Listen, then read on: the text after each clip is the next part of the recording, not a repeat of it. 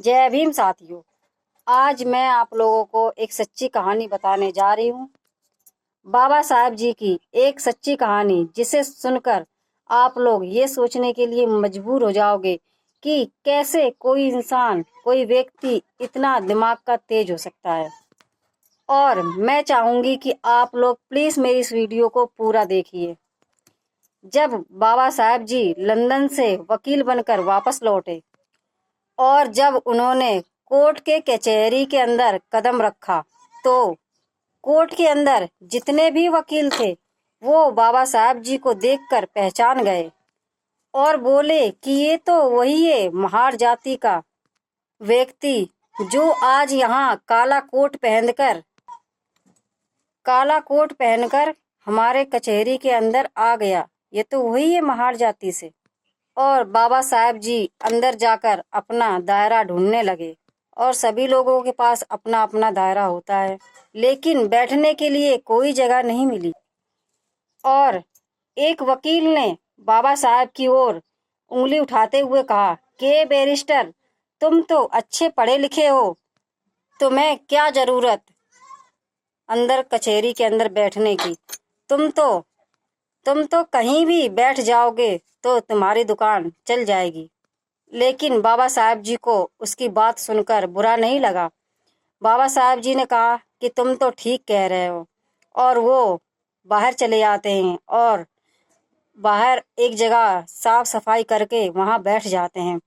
कुछ दिनों बाद बाबा साहब जी के पास सेठ जी आते हैं और सेठ जी बहुत ही परेशान घबराए हुए बाबा साहब जी के पास जाते हैं और बोलते हैं कि अंबेडकर जी, प्लीज़ आप मेरे बेटे को बचा लो, न तो मेरे बस बेटे को फांसी की सज़ा हो जाएगी।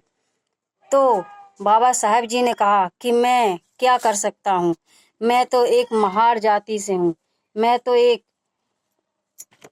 एक अछूत हूँ, मैं क्या कर सकता हूँ, आप किसी अच्छे वकील को दिखाइए। तो सेठ जी बोलते हैं कि नहीं, मैंने बहुत कोशिश करी और अब मैं किसी को अपना केस नहीं दूंगा, तुम ही मेरे बेटे को बचा सकते हो। और वो सेठ जी बाबा साहब के पैरों में गिर गए और रोने लगे। तो बाबा साहब जी ने उन्हें उठाया और कहा कि ठीक है, मैं आपके बेटे का केस लड़ूंगा। और सेठ जी ने कहा कि अगर मेरा बेटा नहीं बचेगा तो उसकी माँ भी रो रो कर मर जाएगी। तो से बाबा साहब जी ने कहा कि ठीक है, मैं आपके बेटे का केस जरूर लड़ूंगा। और कुछ ही दिनों बाद फांसी की सजा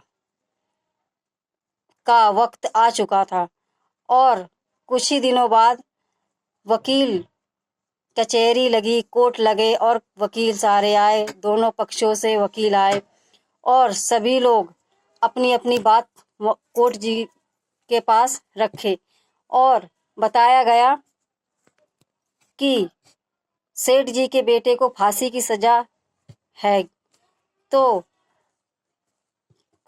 पूछा, अदालत में दोनों पक्षों की वकील आए और कोर्ट से पूछा, कोर्ट ने बाबा साहब जी से पूछा कि अंबेडकर बाबा साहब जी, तुम कुछ बोलना चाहते हो?